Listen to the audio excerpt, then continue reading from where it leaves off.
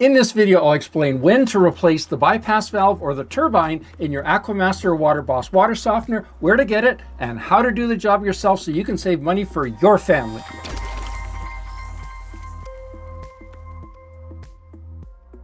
Hi, I'm Gary the Water Guy, and I simplify water filtration to help you conquer crappy water. So your Aquamaster or WaterBoss water softener is no longer able to be bypassed because the bypass is seized or it's leaking. Or maybe your water softener is no longer regenerating because the turbine is stuck or compromised, so it's no longer spinning, which counts down the gallons of water to tell your water softener when to regenerate. And by the way, if you're wondering what's the difference between an Aquamaster and a WaterBoss water softener, they're exactly the same. It's sold under the Aquamaster name in Canada and under the WaterBoss name in the United States. And by the way, if you ever need to replace the support panel in your water softener, you would follow exactly the same procedure as I'm going to outline for you here today. And I encourage you to keep watching this video right to the end to make sure you follow all of my pro tips and tricks. First, you need to remove the valve cover. So put your fingers in at the back where the pipes come in and out and just pull straight up. Then you need to press the regenerate button, hold it down for 5 seconds so it starts a backwash cycle. As it starts and you start to hear water flowing through the water softener,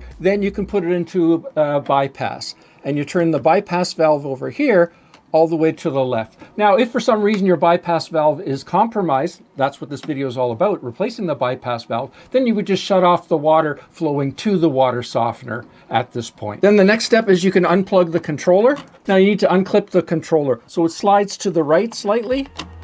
There's 4 clips at the bottom that hold it in place, and then you can set it aside. Now, because there may be some water flowing back through the water softener at this point, you can just disconnect it with these clips here and put the controller aside. And if your drain line does go up, there will be water that flows out when you do this procedure. So make sure you're ready with some cloths and that kind of thing to soak up the excess water. Then the next step is you need to disconnect it here from the float. Sometimes that's hand tight, but not this time. And lefty loosey, righty tighty. And then you need to undo the screws through here. Now, to get access to these screws here, you're going to need to remove the motor. So using a relatively small Phillips screwdriver, you can undo those screws for the motor. There's one at the bottom, one at the top. Now, in your situation, you may have a wall right here. You may not have so much space. In situations like that, you may want to use a stubby screwdriver like this. Again, it would be a Phillips. There's 2 screws on this side. There's 2 bolts actually on this side and 2 other screws over here. So we're going to need to remove all of those.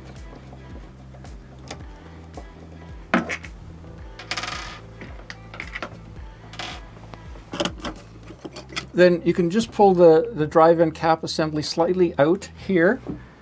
And then you can remove the bypass. So the bypass slides back like so. And inside here you can see the turbine. Now this turbine is black. Often they're white. The replacement ones typically are white. And then you'll see a shaft inside here. So the turbine rides on that shaft. So you have to make sure that it rides smoothly on that shaft. So one thing you have to watch with the turbine is it has a magnet on the back. So that magnet needs to be clear. So I've had a couple of these where the magnet was quite corroded, and because of that it had stopped working. It was binding. So at this point you would need to decide whether you need to replace that turbine or not. And the bypass valve, it really is a non-service item. So if it no longer is working, that it's not bypassing the water softener and it's not fully putting it into service, then you'll need to replace the whole bypass. And then you need to be careful that you slide the turbine on to the shaft, and it needs to spin very freely.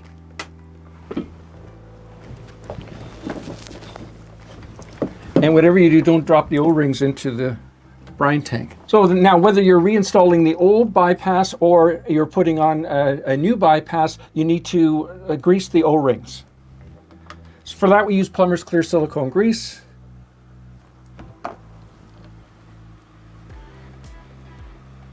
That, and like that. And then you just slide the O-rings on. And the bypass needs to go back on. And like I say, you have to be careful of that turbine. Now, when you're doing this work at home, obviously this will be attached to your plumbing. And so if you're just servicing this part and you don't need to replace the bypass, to get access, you'll have to actually slide the water softener forward once you've undone all the screws, etc. And then once you finish the service, then you slide it back. So it will be a little bit difficult to line it up, but like I say, just make 100% sure that that turbine is seated and spins freely. Then line it up and slide it all the way in.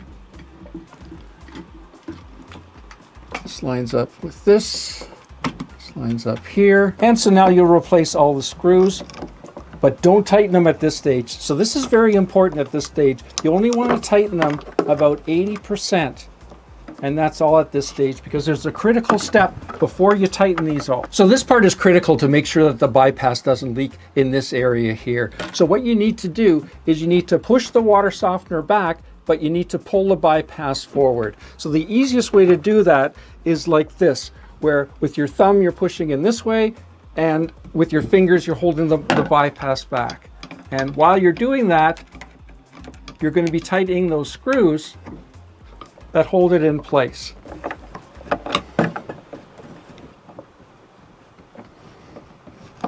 And then you reconnect to the brine float.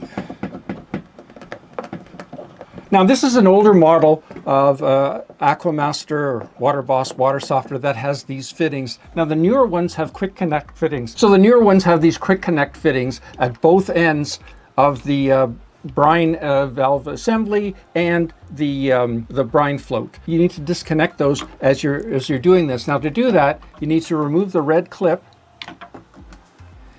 and then the tubing would be in here like this. And then what you need to do is you need to push in the tubing and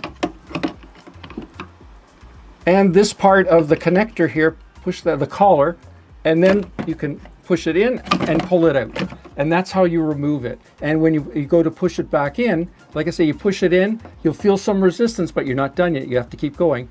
And then push it in so it's all the way home. And then you put the red clip back on. It locks it into place and keeps it there. So with these older ones, this just needs to be hand tight, and then just give it a little bit more just so it doesn't leak. So now we put the circuit board back on, and again, watch for the 4 clips on the back. Slide that in, and then slide that all the way home. And then from the bypass, you're going to reconnect the meter. And now the motor goes back into place. Now I found it works best if you put the screw in the bottom in first and line that up. You can put that screw in. Now you don't want to drive it 100% home at this point. You just want to make sure it's about 80% until you get the top one in place. All right. Now, once we get that in there, make sure it's tight, top and bottom. Then you can reconnect the electrical connection from the motor to the controller. And then you take the power supply and you can plug that in.